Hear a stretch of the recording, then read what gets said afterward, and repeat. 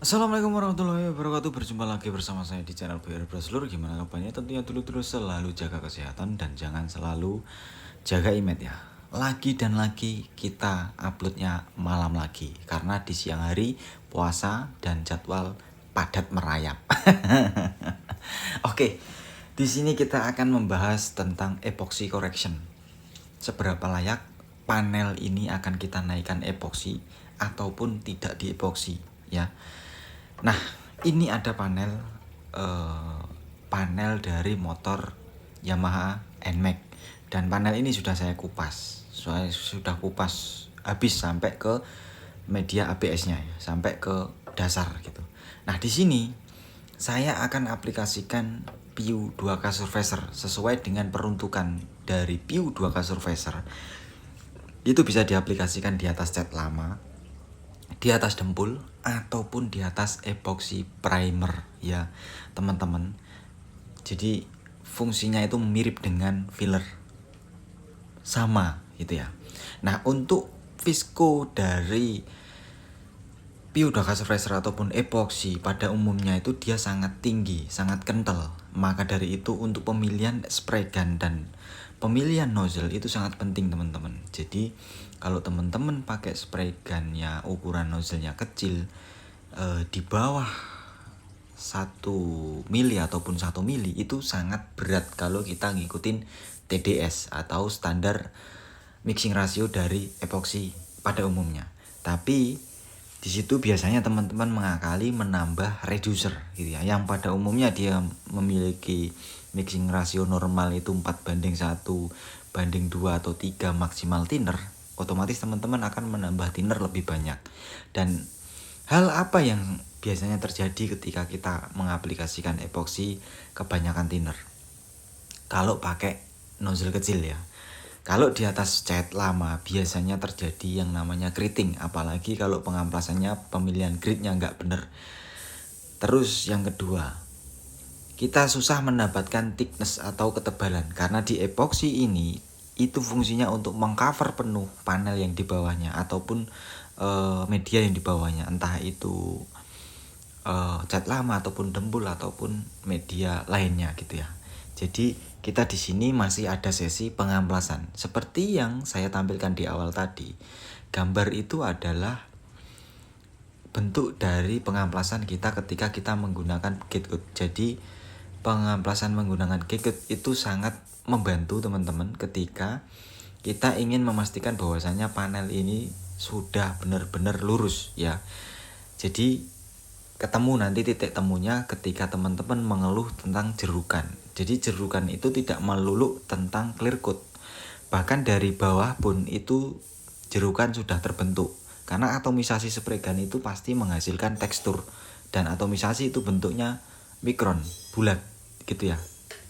Jadi wajar kalau menghasilkan tekstur. Nah, gimana caranya kita mengaplikasikan cat sampai clear itu mendapatkan jerukan yang halus? Ya dari epoxy kita persiapkan, dari pengeringan, pengerasan itu kita minimal kalau epoxy seperti ini ataupun PIU 2K Surfacer seperti ini itu 1x24 jam baru kita sanding. Jangan tertipu dengan kaleng. Kaleng itu ditulis di situ 40 menit sanding time, bukan pengerasan ya. Kalau pengerasan itu dari bawah ke atas. 1x24 jam otomatis sudah keras gitu. Bodoh amat ketika orang bilang, wah mas aku aplikasi epoxy 1 jam naik cat. Tidak apa-apa, kalau mereka seperti itu ya silahkan gitu. Kita mikir jangka panjangnya gitu ya. Biasanya kalau epoxy itu masih basah di bawah, terus kita paksa naik cat, otomatis nanti lama-kelamaan, jarak 1 minggu pasti nanti dia akan absorb. Karena ada resapan ya, resapan antara cat dan epoxy. Terus ada lagi ketika teman-teman mungkin tanya, lah mas itu kan media udah sampai ABS, kenapa nggak langsung naik cat aja? Bisa seperti itu teman-teman ketika teman-teman itu paham dengan panelnya. Kalau panelnya itu benar-benar lurus, tidak ada bekas goresan ataupun luka, ya nggak jadi masalah kalau teman-teman mau langsung ke cat gitu ya. Tapi alangkah baiknya tetap di sanding ya teman-teman, di amplas dulu ukuran minimal 1000 baru aplikasikan cat. Supaya apa? Mechanical bondingnya dapat.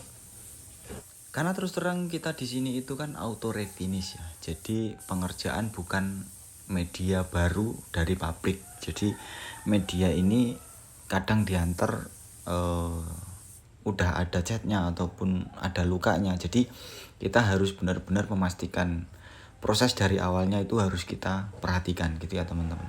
Jadi nggak asal-asal dari ABS langsung cat gitu. Kalau kita mau ngikutin model-model cat yang kerjaan-kerjaan yang cepat itu, yang dijual murah itu, ya nggak bisa teman-teman.